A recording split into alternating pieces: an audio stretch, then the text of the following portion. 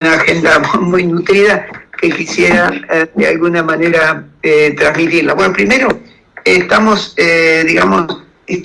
en presencia de tres crisis, creo que, y podríamos agregar una cuarta, la del proceso de trabajo. Tenemos una crisis macroeconómica mundial, una crisis ecológica, una crisis sanitaria, y vamos a ver después que está también en crisis el proceso de trabajo. Entonces, la evolución, cómo cambió de alguna manera la situación del mundo por esta crisis. Bueno, primero, la pandemia, COVID, no generó la crisis macroeconómica, pero sí la aceleró y la agravó.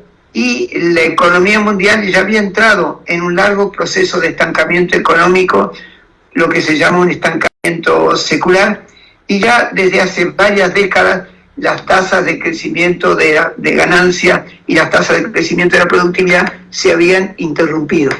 Y como vamos a ver, el modo de producción capitalista es muy dinámico y de alguna manera va atravesando crisis y va saliendo, emerge después de esas crisis, dando lugar a un nuevo modo de desarrollo. Bueno, desde fines del 2019, los contagios masivos provocados por el COVID cambiaron los datos del problema. Desde el lado de la oferta, las cuarentenas y la interrupción de las actividades de alguna manera provocaron caídas abruptas del Producto Bruto. Del lado de la demanda se interrumpieron los ingresos de las empresas, cayeron las ventas y también los recursos de los trabajadores asalariados y sobre todo de los que no tenían un empleo estable. Y los especialistas del Fondo Monetario y del OIT prevén que en la mayoría de los países se va a producir una depresión general, mejor dicho, se produjo una depresión general, y que básicamente a partir del año 2021 va a haber un rebote, como se dice en economía, donde China es el que va a hacer recuperar más rápido, es el único país cuyo PIB no cayó a causa de la pandemia. Las economías de los países desarrollados van a estar o estancados o crecer muy lentamente.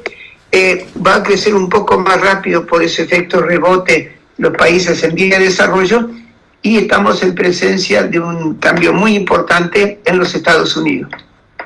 Bueno, los Estados Unidos llegó el desempleo al nivel más alto desde la Gran Depresión de los años 30, y en solamente 2 meses pasó del 3.5 al 14% del desempleo. Pero eso afectó de una manera desigual a los norteamericanos, afectó más a los afrodescendientes, a los hispanos, y en menor proporción a los blancos. Y hubo un alarmante aumento de los ocupados el país más rico del mundo. Y actualmente Estados Unidos se está recuperando rápidamente, especialmente en cuanto a la creación de empleo. Pero el crecimiento va a ser desigual. Europa, básicamente a mitad del 2020 ya había perdido 20 millones de empleos, básicamente a consecuencia de la crisis. Y básicamente a nivel mundial lo que se está viendo es que hay un cambio en la estrategia de las cadenas globales de valor, básicamente que eran lideradas por China. Pero ahora básicamente no se puede soportar en el futuro que haya una tan grande distancia geográfica entre los productores de partes e insumos con respecto al lugar donde se hace el ensamblado. Y se vuelve a hablar de una estrategia de industrialización sustitutiva de importaciones, y se pone en cuestión las metodologías del just in time, porque ahora se revaloriza de alguna manera tener stock estratégico para evitar la interrupción en la entrega de los insumos. Bueno, los estados cambiaron fundamentalmente y se han legitimado básicamente por el gran incremento del gasto público. Y básicamente los estados se vieron obligados a dejar de lado recetas monetaristas y de control del gasto público para evitar la quiebra de empresas, para proteger el empleo y adoptar políticas sociales. Y bueno, básicamente hay medidas de política fiscal para reducir impuestos a las empresas, para aumentar algunos impuestos, y algunos países para poner impuestos sobre las grandes fortunas.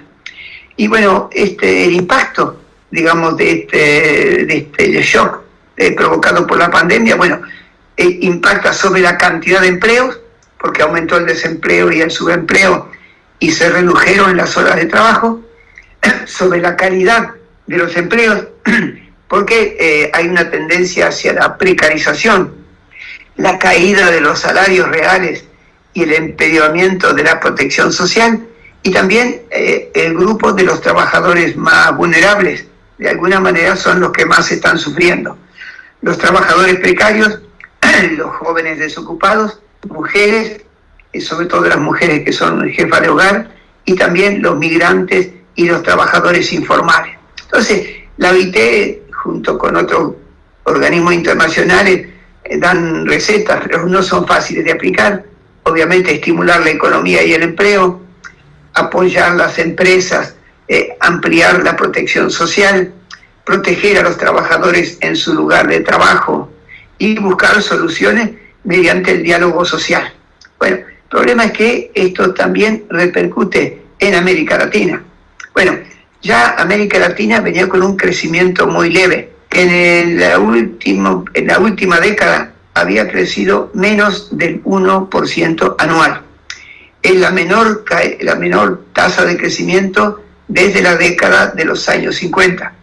Y este año, para el conjunto de las economías latinoamericanas, va a haber una caída, en el año 2020, una caída de la actividad de más del 5%, que es muy importante, pero eso hay países donde la caída fue mayor. Ustedes saben que en Argentina fue casi del 10% y en México 10.5% en 2020, como que es una crisis fenomenal. Entonces, hubo muchas empresas que quebraron, sectores que fueron totalmente afectados, como el turismo, el transporte aéreo, el comercio nacional e internacional, la industria manufacturera, las actividades inmobiliarias y también el transporte por todos los medios. Y básicamente los gobiernos tuvieron que invertir, digamos, mucho más de lo que habían previsto para preservar la salud y evitar ser desbordados por las prórrogas de las cuarentenas. Entonces, en la mayoría de los países de la región crecieron y van a seguir creciendo las tasas y el volumen del desempleo, del subempleo, la población económicamente inactiva, porque no buscan empleo, porque ya no hay, el trabajo informal, el trabajo precario y en consecuencia la pobreza, la indigencia y la desigualdad. Y todo eso afecta a una población muy grande. Ya en el 2020 hubo 35 millones adicionales de desempleados en América Latina. Y eso afectó más a los trabajadores informales y a los precarios y, como dijo recién el hermano, a las mujeres trabajadoras del sector informal que se encuentran en una situación muy vulnerable. Entonces, la pobreza aumentó, incluso en países grandes. Bueno, en Argentina, la última encuesta dijo que la pobreza en este momento es del 42% de la población total medida en ingresos y más del 10% de indigentes. Es uno de los índices más altos después de la crisis del año 2001.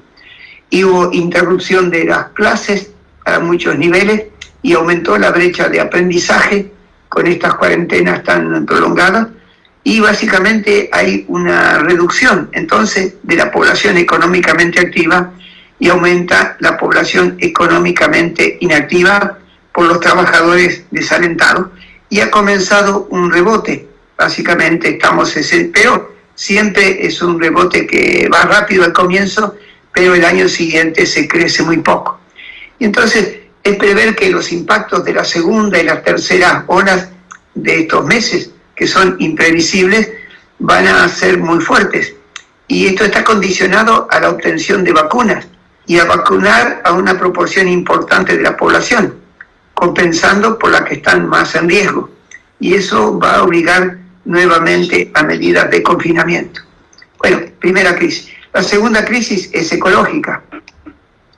Ustedes saben que los organismos internacionales que se ocupan de este tema llaman la atención de que continuaron las emisiones globales del dióxido de carbono, y básicamente se ha puesto un límite, digamos, si en el 2030 no disminuye esa emisión de dióxido de carbono a los niveles del año 2010, bueno, toda la especie humana y todos los seres vivos en peligro. Y la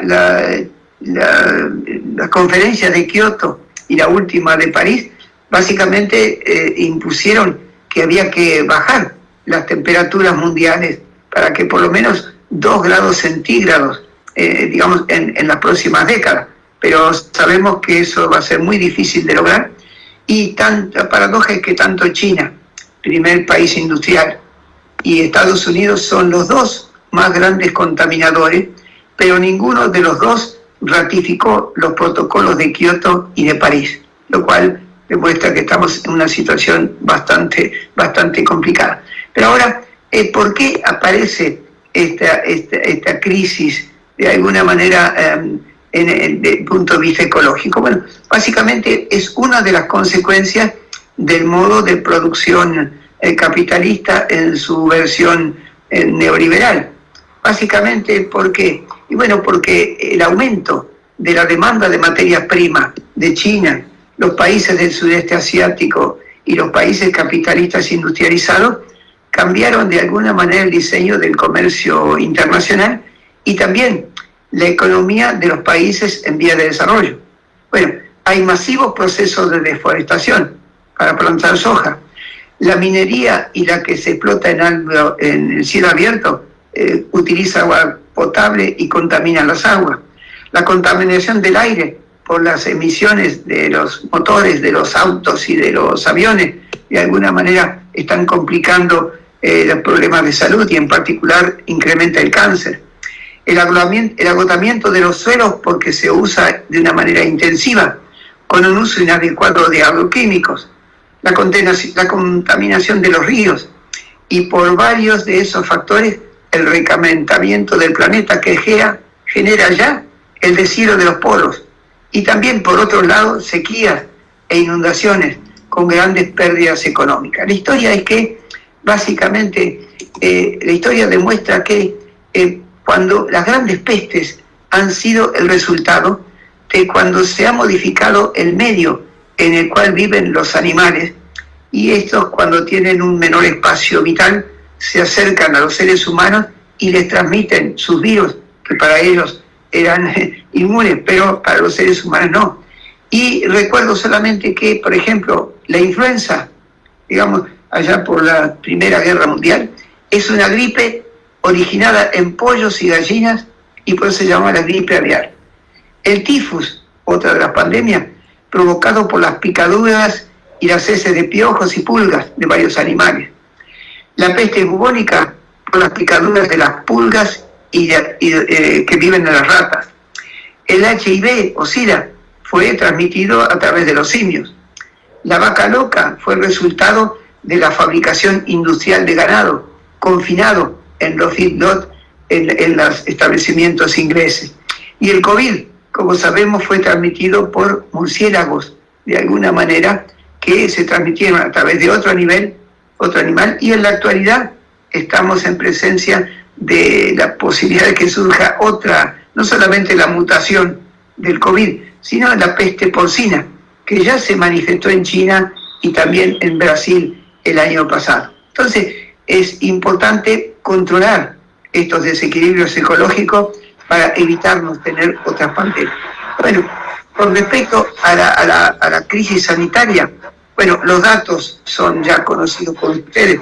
Voy a citar solamente algunos, los que saco de la Universidad Johns Hopkins. El número de infectados al 1 de abril eran ya 130 millones de personas en el mundo registradas, seguro hay más, digamos, en el 1 de abril del 2020. Y Estados Unidos lidera eso, más de 30 millones, y ahora deben ser casi 31 millones de infectados. Brasil tenía casi 13 millones, y al ritmo que va creciendo en estos días se va a acercar cada vez más rápido a los Estados Unidos. Bueno, la India tiene unos 12 millones también. Bueno, Colombia 2.500.000 aproximadamente, Argentina 2.400.000. De modo que son cifras realmente importantes.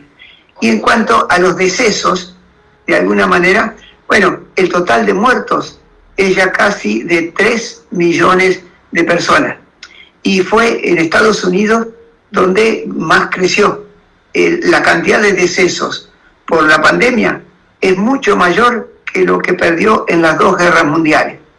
En segundo lugar, lamentablemente, Brasil, que se va acercando a los Estados Unidos con más o menos 350.000 muertos, México 230.000, Colombia 63.000 o 64.000 seguramente hoy día, y Argentina con 55.000. Bueno, todo esto es importante porque las primeras víctimas del virus no fueron los más pobres, ni los que vivían en las villas miseria o barrios carenciados, sino eran los ciudadanos con mayores recursos, habituados a viajar al exterior y que sin querer lo importaron y lo transmitieron.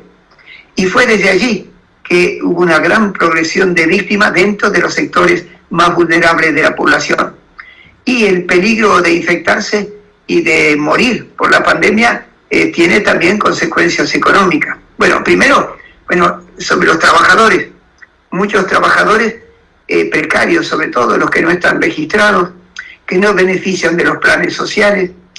Muchos se quedaron sin trabajo y recursos para poder dar de comer a su familia y no pudieron quedar en cuarentena y tuvieron que salir a buscar su sustento. Y también hubo, evidentemente, irresponsables que violaron el confinamiento y estando infectados o asintomáticos contagiaron a muchas personas. Bueno, en efecto, esto es muy importante y para hacer frente a esta pandemia necesitamos vacunas. Gracias a las nuevas tecnologías se logró en un tiempo récord fabricar vacunas que antes hubiera llevado 4 o 5 años. Y la vacuna es un bien público, pero básicamente son laboratorios los que lo producen. Y digamos, en el modo de desarrollo capitalista neoliberal, en lugar de cooperar entre todos los laboratorios para fabricar vacunas que sean potentes y que sean baratos, compiten entre sí. Y bueno, estamos presenciando una competencia entre las empresas fabricantes de vacunas, mientras que muy pocos países van a poder vacunar a toda su población. Y bueno, esta catástrofe, digamos, no es una catástrofe natural, ni una maldición divina. Básicamente, estamos en presencia de una crisis sanitaria a nivel mundial con resultados inciertos, porque se está mutando. Y entre los que quedamos mucho tiempo confinados, predomina el miedo, tenemos miedo, estamos angustiados, ansiosos, tenemos una sensación de encierro, de incertidumbre sobre cuánto va a durar, y ese sufrimiento de alguna manera que tenemos por no poder encontrarnos con nuestros amigos, con nuestros alumnos, con nuestros seres queridos, poder de alguna manera visitar a los abuelos o sacar a pasear a los nietos. Entonces, básicamente esta pandemia, que es la tercera crisis que estamos soportando, impactó en todos aquellos que hemos comenzado a teletrabajar. Algunos de nosotros aprendimos a teletrabajar gracias a la pandemia y la duración de la jornada nuestra hoy día es muy superior a la anterior, 5 grados a la sexta. Y eso provoca en los que teletrabajamos trastornos musculoesqueléticos, nos duelen de espalda, digamos, el ojo seco de tanto estar mirando, digamos, la pantalla sin poder lubricarla, y hay una fatiga que se va acumulando. Y eso conflictúa también la vida doméstica, sobre todo cuando muchos, uno o los dos jefes de familia están trabajando. Hay un problema por el reparto de las tareas de cuidado. Hay conflictos por el uso de las PC, cuando hay pocas. Se trabaja por turno ahora frente a la PC.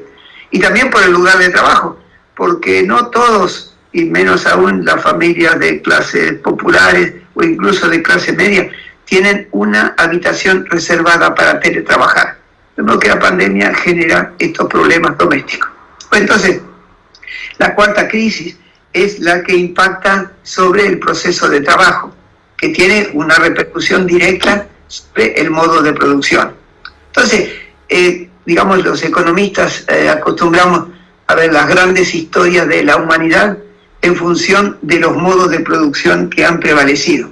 Es decir, cuáles son las relaciones complementarias o contradictorias entre el desarrollo de las fuerzas productivas, que permiten el crecimiento del PIB y el régimen de acumulación de capital, y por otra parte las relaciones sociales de producción, es decir, las formas institucionales que facilitan el crecimiento del producto y la acumulación de capital, es decir, las instituciones como el Estado, la moneda y el régimen monetario, la inserción en el sistema de la División Internacional del Trabajo, las formas de competencia en el mercado y la relación salarial. Pero contrariamente a teorías que ahora están tan en boga, no hay un determinismo económico de las fuerzas productivas sobre las relaciones sociales de producción, sino que es cada vez más claro que es lo contrario lo que está sucediendo.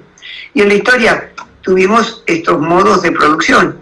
Un modo de producción, las economías de autosubsistencia, millones de años. El modo de producción asiático de acumulación primitiva. El régimen esclavista, que duró más de 2000 años, hasta la segunda mitad del siglo XIX. El modo de producción feudal y las corporaciones de oficio durante el medioevo, que básicamente se van a interrumpir por la revolución, a partir de la Revolución Francesa. El modo de producción socialista en su versión leninista-estalinista, que duró 70 años, digamos, hasta la caída del muro de Berlín y luego la disolución de la ex Unión Soviética. Y el modo de producción capitalista, que surgió hace solo 5 siglos, en los albores de la Revolución Industrial, y coexistió con 3 de esos modos de producción, pero actualmente es el que tiene más vigencia.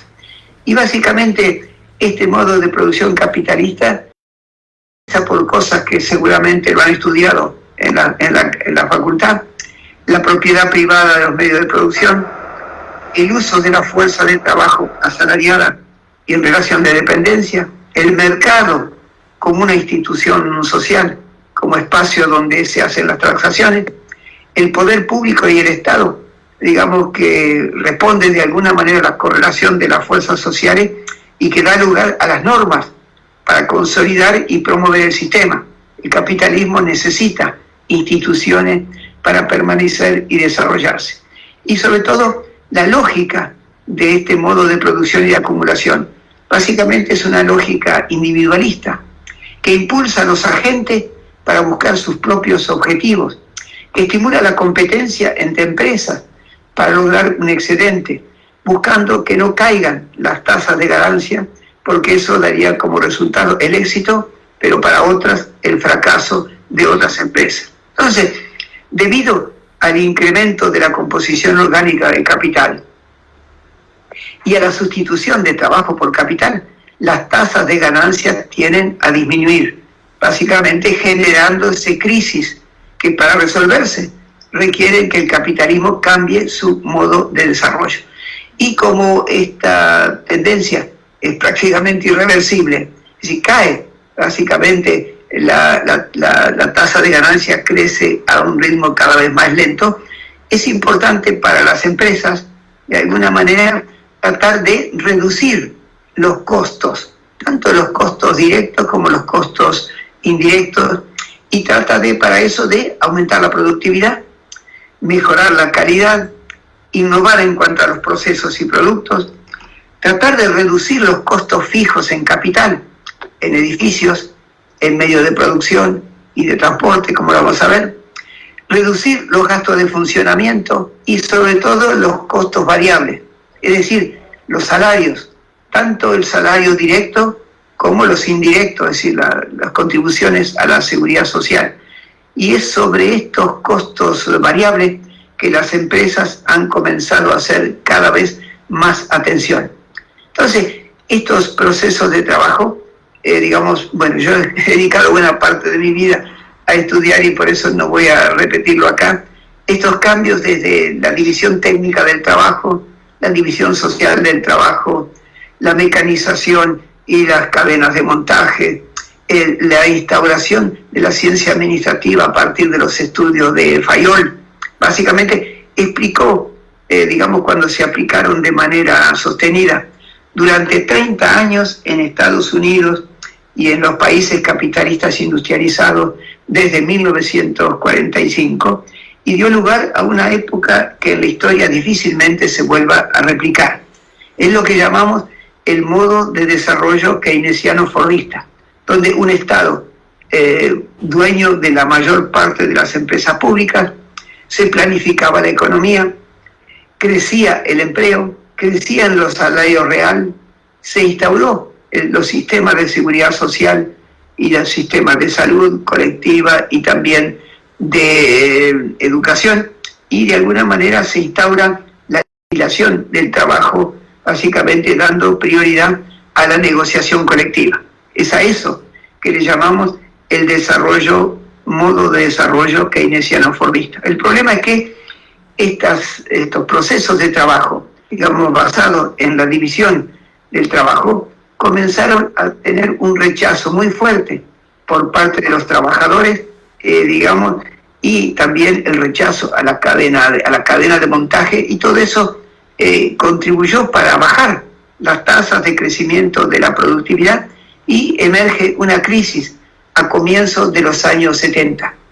Y es a partir de esa crisis el capitalismo sale renovado, porque emerge ese modo de desarrollo que llamamos neoliberal.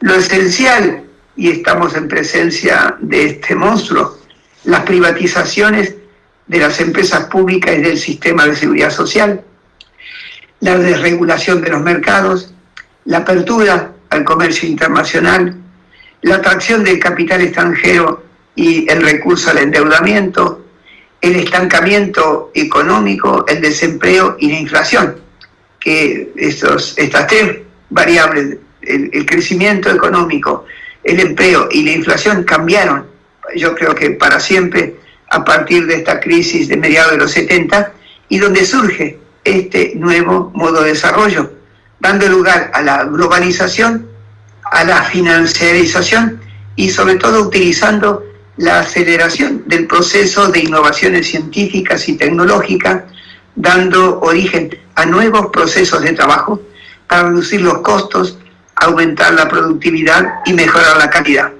Pero eso se da junto con una nueva ideología. Vamos a hablar más tarde de eso, ¿no?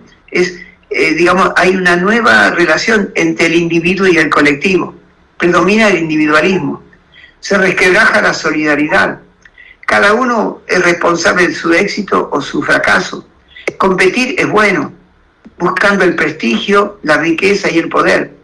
Y el mercado es el que va a establecer el equilibrio entre oferta y la demanda, pero no toma en cuenta que hay desigualdades. Y se valoriza mucho la meritocracia. Es decir, la gente tiene que, para progresar, hacer mucho esfuerzo, privarse de cosas, ser egoísta, aceptar el riesgo y la posibilidad de perder. Y ahora, como se trata de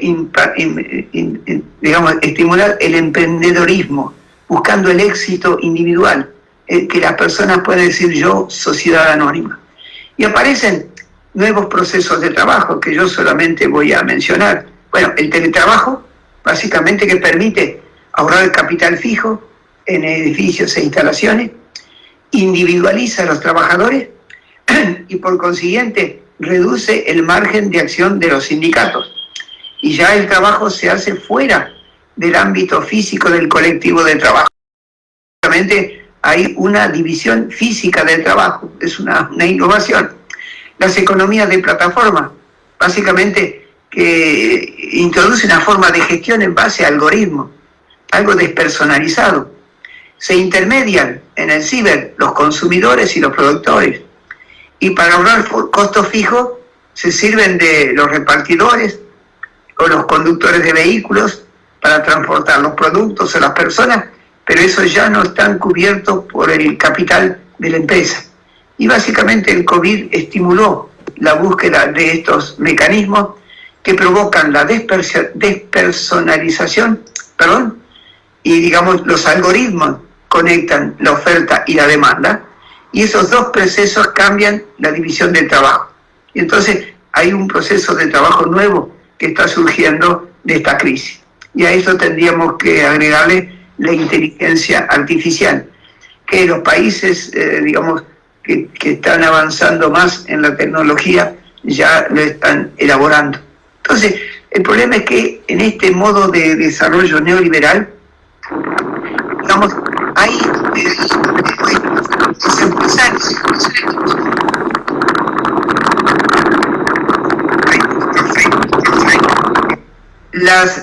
los empresarios de alguna manera no se quedan quietos cuando hay una crisis, porque está en juego la vida de sus empresas y por lo tanto su capital.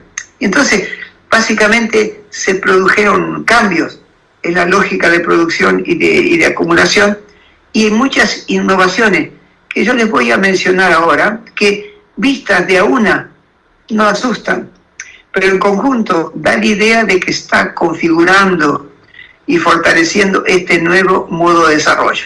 Paso a mencionarlo solamente. Bueno, primero, la disociación de la propiedad y la dirección de la empresa.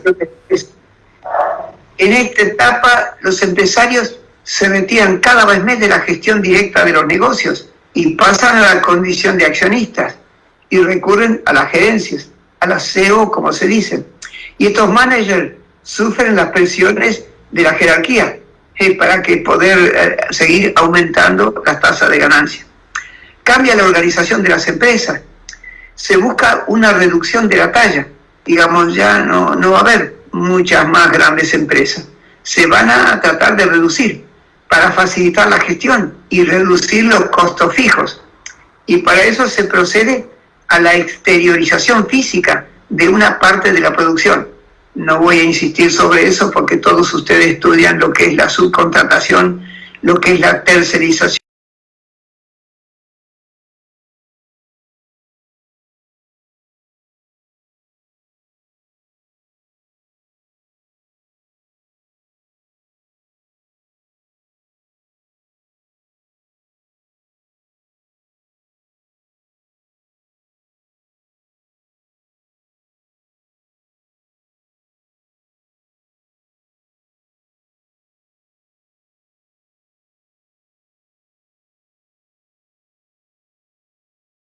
Priorización tanto física de la producción como de la fuerza de trabajo permite reducir los costos, y es lo que decíamos que es lo que está buscando en este nuevo modo de desarrollo.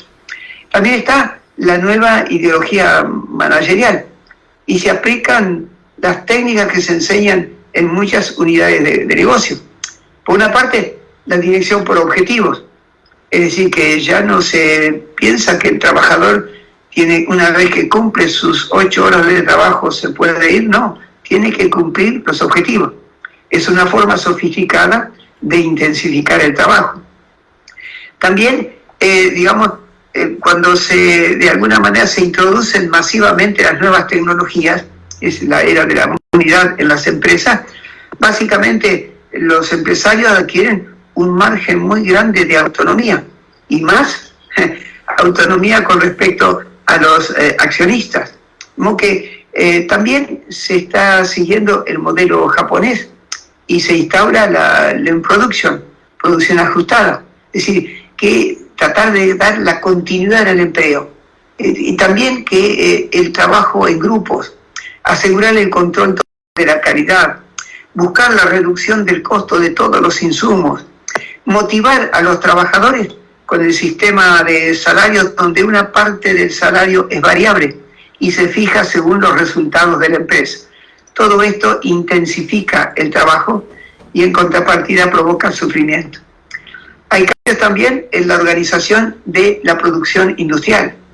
Se abandona progresivamente la integración vertical de la producción, que era el aporte que había hecho Ford con su fábrica, porque básicamente eso implicaba disponer de una amplia infraestructura, gigantescos locales, disponer de muchas materias primas, subconjuntos fabricados dentro de la empresa, no. Y ahora se recurre a la subcontratación y a la tercerización, por medio de la división del trabajo entre empresas. Y las empresas tienden a ser más chatas en su estructura y se reduce la cantidad de niveles como una forma de ahorrar en la cantidad de jefes y supervisores que solo hacían un trabajo indirecto. También en el modo de desarrollo neoliberal aparece el cliente. El cliente de alguna manera es muy importante para este modo de desarrollo porque básicamente como la tendencia, como caen los salarios reales, digamos, la demanda cae por debajo del nivel de la oferta y se necesita satisfacer al cliente y una vez que se lo encuentra, fidelizarlo. Todas las técnicas que se utilizan y que todos ustedes conocen. También los sistemas de control total de la calidad para reducir los costos de producción. Y se trata de asociar a los trabajadores al cuidado de la calidad de los que producen, no del supervisor que está al final de la línea. Pero eso para ese trabajador implica intensificar su trabajo, hacer más atención y aumentar su sufrimiento. También hay formas alternativas al modelo de tipo taylorista y fordista, porque se puede recurrir a la ingeniería simultánea o ingeniería concurrente, es decir, la gestión por proyecto, y eso reduce la división técnica del trabajo. Ya no hay un trabajo secuencial, y entonces trabajan en común quienes están diseñando un nuevo producto con los que van a fabricar las piezas e insumos del mismo, y eso reduce el tiempo necesario para fabricar un vehículo, como es el caso que se está utilizando tanto en Japón como en Francia. Y cambian también los sistemas de remuneración, es decir, que cada vez más se introduce el cálculo de la productividad, plus por la calidad, hay primas por riesgos ocupacionales, el presentismo y la puntualidad, y cada vez más se tratan de valorar las competencias de los trabajadores, es decir, el saber ser y no solo el saber hacer o el saber puro y simple. Bueno, hay también un cambio en los procesos de trabajo. Y bueno, la división técnica y social del trabajo está cambiando y las empresas más dinámicas programan la rotación periódica de los trabajadores entre distintos puestos para que no se aburran, despertar su interés, facilitar el aprendizaje, ampliar la cantidad de tareas que tiene que hacer cada trabajador, que tiene que ejecutar, como una forma también de que no se aburren, pero también de encontrarle más sentido al trabajo. Enriquecer el trabajo creando la posibilidad de participar de alguna manera, ya sea en la concepción o en el diseño del producto o en el control de la calidad. Y también estimular que se trabaje en grupo o equipos dotados de un cierto margen de autonomía con un objetivo común y de conjunto. Y las experiencias demostraron que eso permitió mejorar la calidad, aumentar la producción y reducir los costos, estimulando la colaboración y las relaciones entre los integrantes del grupo. Todas estas nuevas formas de organizar el trabajo implican y requieren un mayor involucramiento, un control permanente de las emociones, utilizar más las capacidades cognitivas para hacer un trabajo más autónomo, sobreexigirse para alcanzar los objetivos, sufrir tensiones y soportar conflictos en las relaciones sociales y de trabajo. Y esta intensificación provoca fatiga y sufrimiento, al mismo tiempo que, de alguna manera, en algunos casos, el trabajador puede identificarse con el producto y obtener de esa manera un cierto placer o satisfacción. Hay también cambios en el mercado de trabajo y en la relación salarial, porque aumenta ya de manera sostenida en todos los países el desempleo, el subempleo, pero sobre todo está creciendo el empleo de tipo precario, es decir, el empleo por tiempo determinado, a plazo fijo, contratados por empresas de servicios eventuales como Manpower, los que están contratados mediante la legislación comercial y sobre todo lo que es muy fuerte en muchos países y en Argentina es el 35% de los asalariados, el trabajo no registrado. Si trabajadores que no tienen un recibo de sueldo, que no están registrados ante el Ministerio de Trabajo, que no disponen de seguridad social, que van a tener muchas dificultades cuando se quieran jubilar. Entonces, lo que está pasando básicamente es que se tiende a abandonar los contratos por tiempo indeterminado, lo que yo llamo el verdadero empleo. Y en lugar de ellos se están adoptando estas formas precarias que yo les mencionaba.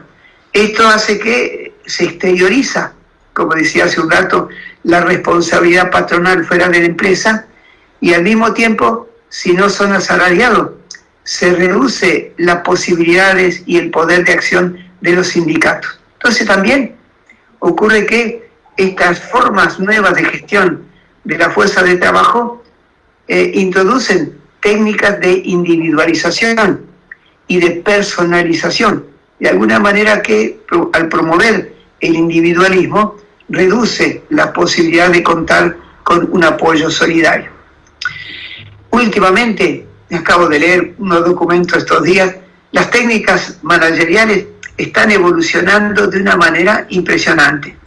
Y es lo que un sociólogo francés que se llama Luc Boltanski hablaba de las ideologías manageriales como el nuevo espíritu del capitalismo, no solo el espíritu calvinista, sino un espíritu donde hay valores morales y prácticas dominantes entre los que tienen poder dentro de las empresas que inspiran a los CEO y a la gerencia para fijar políticas, promover valores y comportamientos dentro de las empresas.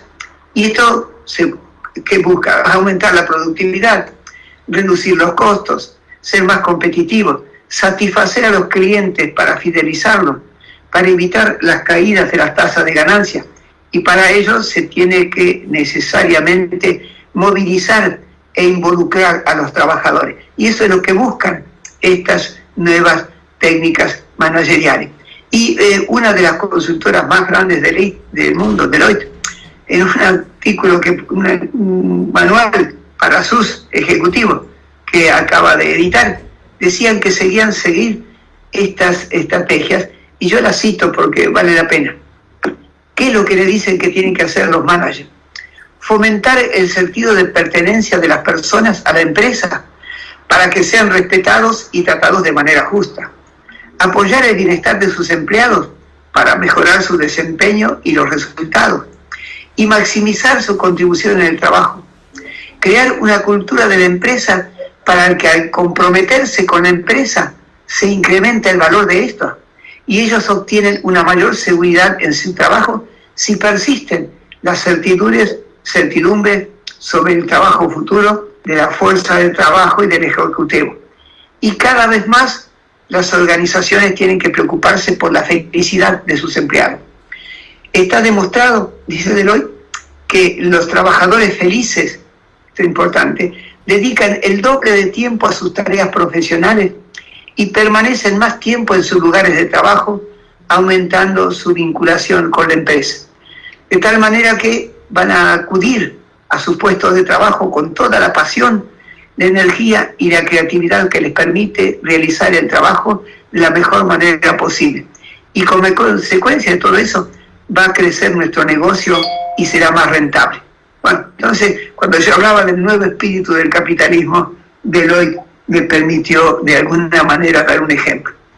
Hay también cambios en los comportamientos empresariales, en la nueva pirámide jerárquica. Es decir que ya desde que se inicia este modo de desarrollo neoliberal, se van eliminando capas de manager intermedio y se instaura la especialización flexible, estructuras más horizontales, con menos mandos intermedios, pero eso requiere delegación y una mayor responsabilización, exigiendo el compromiso y la fidelidad de los trabajadores para con la empresa, es decir, que su trabajo se va a intensificar.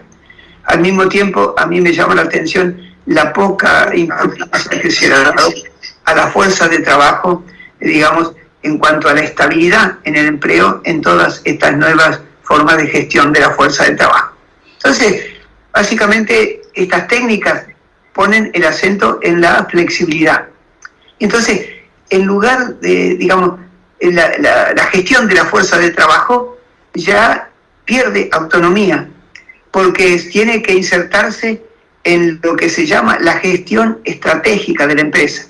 Así que la fuerza de trabajo tiene que ser gestionada según el modo de gestión empresarial y esos objetivos estratégicos de las empresas. Y ya no tiene que ser una gestión de tipo universal, es decir, con recetas que se dan para aplicar a todos los trabajadores, sino que tiene que ser flexible y adaptados a la trayectoria y a la cultura de la organización. Y básicamente se da mucha más importancia a la participación, darle más poder a los empleados en el proceso de adopción de las decisiones y sobre todo en la ejecución.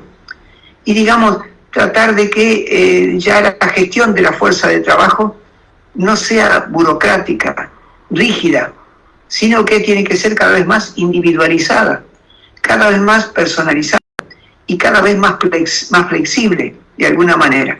Y digamos, tiene que ser una gestión basada en una modalidad que yo llamaría antropocéntrica, es decir, preocupada por ayudar a los trabajadores a resolver sus problemas, porque como dicen ahora, las organizaciones tienen problemas si sus trabajadores tienen problemas, no que hay que resolver esos problemas. Bueno, entonces, ustedes se dan cuenta que hay una serie de innovaciones muy fuertes y la informática de alguna manera se ha introducido en todos los espacios de las empresas. Y hoy día, hasta la selección de personal y las promociones son impulsadas por algoritmos cuyos programas no conocemos. Se pasa de un sistema centralizado a la delegación, desde la autoridad jerárquica hacia el empleado, tratar de que la gestión sea más compartida para involucrar al trabajador. Bueno, todo esto que está ocurriendo y que yo les paso a mencionar, ustedes se dan cuenta que visto de a uno es una bolilla de una materia de gestión empresarial, pero todo junto se está dando ahora. Y ahora se busca que no sé si pasa lo mismo en Colombia, que los asalariados sean colaboradores. Es decir que, digamos, un asalariado tiene una relación jurídica de dependencia, no tiene ningún poder para decidir dentro de la organización. Pero ya para los empresarios es importante darle la sensación de que son colaboradores. Y yo he leído en los últimos tiempos manuales de inducción. Digamos, los jefes de personal para reclutar personal tienen sus manuales. Y ya les dicen que desde el primer día les llamen colaboradores, nuevos colaboradores. Y básicamente esto es muy importante porque eso cambia de alguna manera las relaciones de poder dentro de la empresa, porque una cosa es un asalariado y otra cosa es una persona al cual se le hace creer que es un colaborador. También las empresas están recurriendo a la responsabilidad social empresarial, básicamente, sí, para mostrar un comportamiento social en beneficio de la comunidad donde están y tratando de que eso les permita recuperar prestigio y que de esa manera sus acciones valgan más. También se aplica la gestión del personal según las competencias, es decir, que se tiene en cuenta el valor de uso de la fuerza de trabajo y no solo el valor de cambio. Y entonces, al tener en cuenta ese valor de uso de la fuerza de trabajo, hay una individualización y una personalización de las relaciones de trabajo y ya los salarios, las promociones, ya no son objeto de la negociación en el convenio colectivo, sino que es una relación directa entre ese trabajador y el gerente de personal o quien lo administra. Entonces, hay nuevas formas de gestión de la fuerza de trabajo. Y esto me parece que es realmente muy importante porque esta transformación está basada en la flexibilidad, ¿no?, de alguna manera, y está cambiando el tiempo de trabajo. Sí, antes predominaba el salario basado básicamente en la cantidad de horas de trabajo, pero ahora se agregan otras variables, además del tiempo, de alguna manera, ¿no? Hay otras variables, digamos, el comportamiento, la asiduidad, la participación en la actividad, digamos, si están sometidos a riesgo y se les paga un plus por riesgo. Y la otra cosa que es impresionante, y esta me lo hace recordar mucho el trabajo de los repartidores, es que el trabajo pasa a ser intermitente. Hagan atención a esto, porque los repartidores o los conductores de Uber solamente cobran por el tiempo en que efectivamente están trabajando. Un repartidor puede estar 4 o 5 horas esperando la pizza, las empanadas o la comida para repartir, pero solamente va a cobrar por aquel trabajo que efectivamente haga, independientemente del tiempo que esté puesto a disposición de la empresa. Y esto es realmente un cambio importante. Bueno, hay cambios semánticos, digamos, hay todo un vocabulario nuevo, ¿no? Básicamente antes se hablaba de los patrones, era algo despectivo, ahora se habla de los empresarios, de los empleadores, porque bueno, son los que generan riqueza, exportan y crean los empleos. En lugar de un obrero asalariado, se habla de operarios, trabajadores. Y las grandes empresas ya no se dirigen a sus empleados como asalariados, sino como a colaboradores o a socios. Entonces, básicamente hay cambios muy importantes también en el éxito y aparecen entonces nuevas relaciones de trabajo. Es decir, que ya desde que emerge este modo de desarrollo neoliberal, se interrumpe la progresividad del derecho del trabajo y de la seguridad social. Y es ya la empresa la que toma la iniciativa.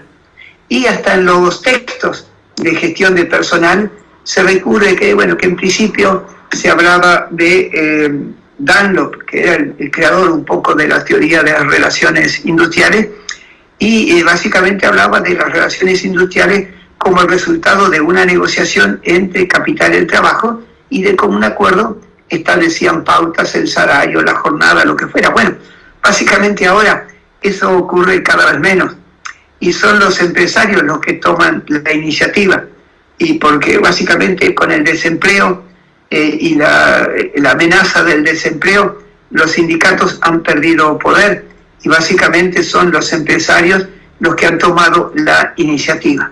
Entonces, esto me parece que es importante, y le agregaría solamente, para tocar los otros temas, el recuerdo al profesor Tomás Piketty, que demuestra que desde que emerge este modo de desarrollo neoliberal a mediados de los años 70, en todos los países del mundo cayeron los salarios reales, cayó la distribución funcional del ingreso en favor de los asalariados y aumentó la desigualdad.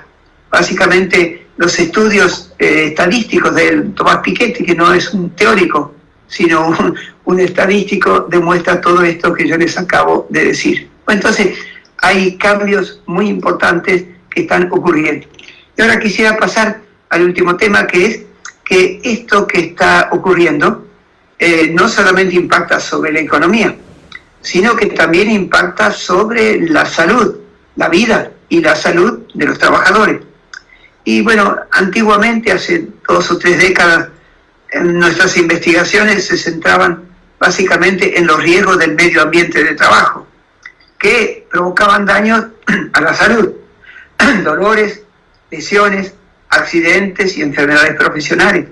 Hubo un progreso desde la medicina social, que en Colombia tiene importantes referentes, y donde básicamente se estudia cómo se desgasta la salud de los trabajadores según cómo sean las condiciones y el medio ambiente de trabajo. Entonces, esto llama la atención, y hay un cambio, digamos, en cuanto al estudio del trabajo, al cual se refirió con tanta propiedad el hermano vicerrector de la universidad.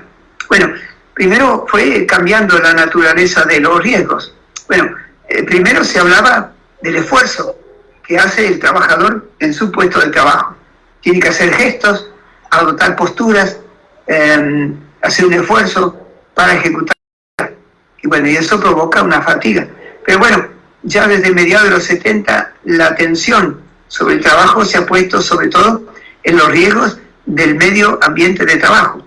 Los riesgos físicos, químicos, biológicos, que provocan enfermedades profesionales, accidentes de trabajo. Y ya desde mediados de los 70 se empieza a hablar de las condiciones y medio ambiente de trabajo, el tiempo de trabajo, el sistema de remuneraciones, digamos, el uso de las nuevas tecnologías, la existencia de los servicios de salud y de seguridad dentro de la empresa, la posibilidad de participar en comisiones mixtas para prevenir los riesgos ocupacionales.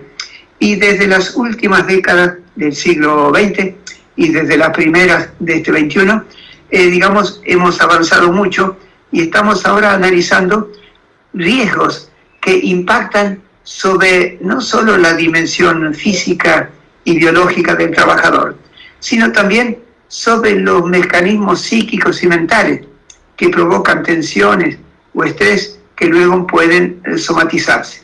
Entonces, estos son cambios importantes y es el lugar de muchas investigaciones que estamos desarrollando desde hace mucho tiempo y básicamente como consecuencia, estoy sintetizando, como consecuencia de la intensificación del trabajo, el problema ya no es tanto el de los accidentes o enfermedades, porque se han empezado a controlar, sino que está cambiando el impacto que este trabajo tan intenso, cada vez más intenso, influye sobre las dimensiones psíquicas y mentales. Bueno, y hay un progreso muy grande en cuanto a estos estudios que vinculan el trabajo con la salud. Y bueno, pero esto estaba muy poco estudiado porque, bueno, parecía que era algo natural. Había poca conciencia, incluso por parte de los sindicatos. Había pocas investigaciones. Había prejuicios sociales diciendo que los riesgos nunca se iban a poder eliminar. Y por otra parte, digamos, hay riesgos que el impacto se descubre mucho tiempo después.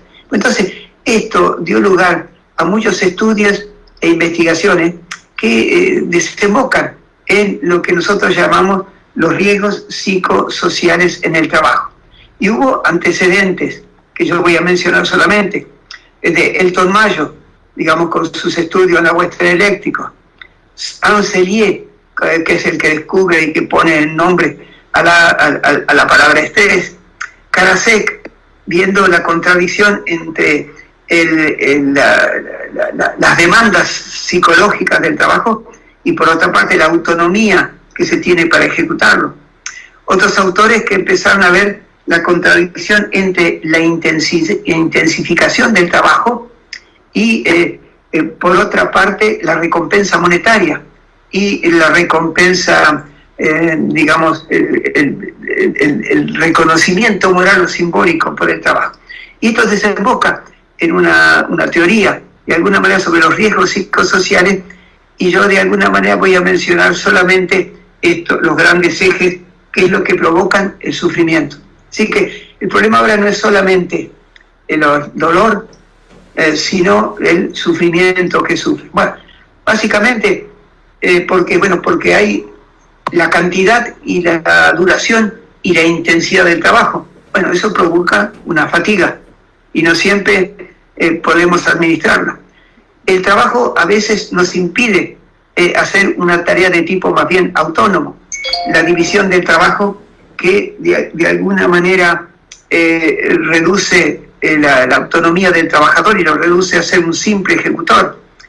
El trabajo emocional, es decir, que trabajamos con nuestras emociones y básicamente los trabajadores tenemos que regular nuestras emociones para poder fidelizar al cliente, para sonreírle de alguna manera. Hay relaciones sociales y relaciones de trabajo, y esto es lo que más está estudiado ahora por los psicólogos del trabajo. Las relaciones horizontales, verticales, digamos, la violencia verbal, la violencia simbólica, el acoso sexual. Los conflictos éticos y de valores, porque muchos de nosotros, para trabajar, tenemos un sufrimiento ético, porque tenemos que hacer cosas en oposición a nuestros valores profesionales, sociales o personales.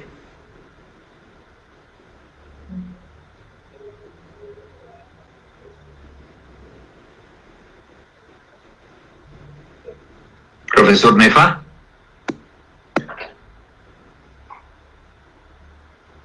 Creo que tenemos una inestabilidad en la señal del profesor Nefa. Vamos a esperar unos instantes a que él pueda retomar su conexión.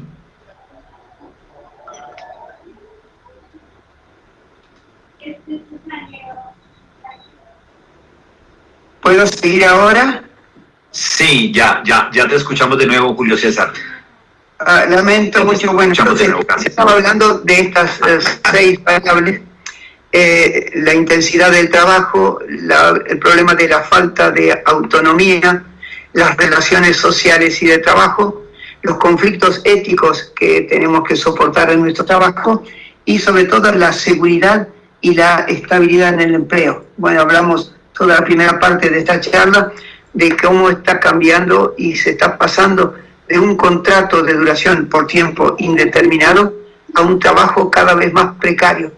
Es algo imperceptible, es una mancha de aceite, pero esto de alguna manera cuando empezamos a sumar las distintas categorías de la población económicamente activa, nos vamos dando cuenta que progresivamente cada vez más hay trabajadores que no tienen un contrato por tiempo indeterminado y que incluso algunos son asalariados, pero en negro están aquellos que son contratados. En nuestro país se les llaman monotributistas o autónomos. Entonces, estos 6 factores que son el resultado de estas investigaciones, básicamente nos hablan de que se vuelve a tener una visión humanista, como decía el hermano al comienzo, una visión humanista del ser humano, es decir, que ya se lo reconoce con sus 3 dimensiones físicas, psíquicas y mentales, y el trabajo impacta sobre estas 3 dimensiones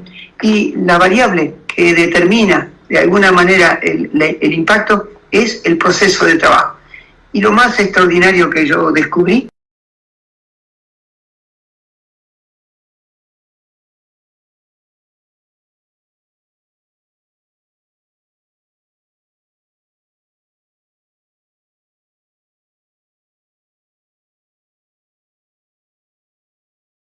que aparecen en el cuerpo eran el resultado de estas contradicciones en estos riesgos psíquicos y mentales de los cuales yo hacía referencia. Lo cito solamente: las cervicalgias y las lumbalgias, los trastornos musculoesqueléticos porque trabajamos en tensión, la patología de sobrecarga, de alguna manera la hipertensión arterial, muchos de los que estamos acá tenemos ese problema, los accidentes cerebrovasculares, las úlceras pépticas o duodenales, el síndrome del intestino irritable, perturbaciones del sueño y del humor, las depresiones y la ansiedad generalizada, los trastornos de adaptación, cuando tenemos que cambiar de trabajo o de temas de investigación o de materia que tenemos que dar en la facultad, y las depresiones, que acuérdense que según la OMS, las depresiones básicamente van a ser la mayor causa de incapacidad laboral a partir de la presente década. Entonces, con esto termino yo diciendo, estas cosas son las transformaciones del trabajo que están ocurriendo desde el cambio de modo de desarrollo a partir de esa transformación del capitalismo cuando se derrumba el régimen de tipo keynesiano fordista, y cómo todo esto va a ser de alguna manera intensificado por la pandemia que nos atravesó a todos los países del mundo en el mismo tiempo. Nunca pasó esto en la humanidad, que en el mismo momento en el mundo todos los países la estuvieran sufriendo. Bueno, la globalización se manifiesta también en este problema. Entonces, con esto quiero terminar. Lo que quisiera es que recalcar solamente que hay cambios muy importantes que se están ocurriendo y que, están enseñándose incluso en las facultades, en la forma de gestión empresarial o de gestión del personal o lo que fuera, pero que de a una van configurando un modo de desarrollo que de alguna manera también va a encontrar sus límites y va a sufrir sus crisis. Y tal vez esta pandemia de alguna manera va a contribuir a poner en crisis algunos de esos postulados y esa ideología, de este nuevo modo de desarrollo con este nuevo espíritu del capitalismo. Bueno, pido perdón por la extensión y les agradezco una vez más esta invitación a los compañeros de ACET, a los docentes y alumnos de la Universidad de La Salle y también, digamos, a todos los que están escuchando en esta oportunidad. Muchísimas gracias por su atención. Profesor Julio César Nefa, muchísimas gracias por su interesante presentación y conferencia. Quisiera dar en este momento paso a preguntas del público. Yo no sé usted cómo está de tiempo, porque entiendo que tienen una reunión también con el profesor Aravena en contados minutos y con Juan Carlos Félix, que son de ALAS, pero yo creo que podríamos tener tiempo para una pregunta o... Yo le diría que los que quieren hacer una pregunta las transmiten por el chat y me las comunican y yo en algún momento del simposio las contesto porque empiezo ya la otra reunión y soy yo el que convoco. Sí, señor. Muchísimas gracias. Perfecto. Entonces yo les agradezco a los asistentes que hagamos como dice el profesor Nefa. Profesor Nefa, muchísimas gracias. Es un gusto y un privilegio tenerlo nuevamente a usted con nosotros.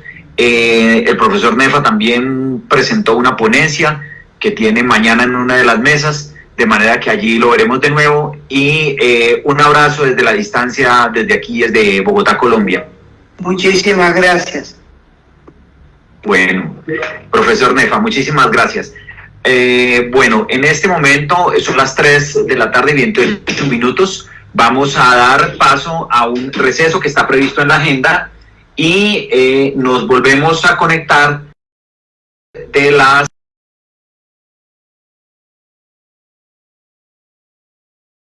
a partir de 3:30. Entonces les voy a pedir el favor que hagamos un receso de 5 minutos y comenzamos con el panel. Bueno, y le agradezco a todas y todos los asistentes que vayan consignando sus preguntas en el chat para transmitírselas al profesor Nefa tan pronto.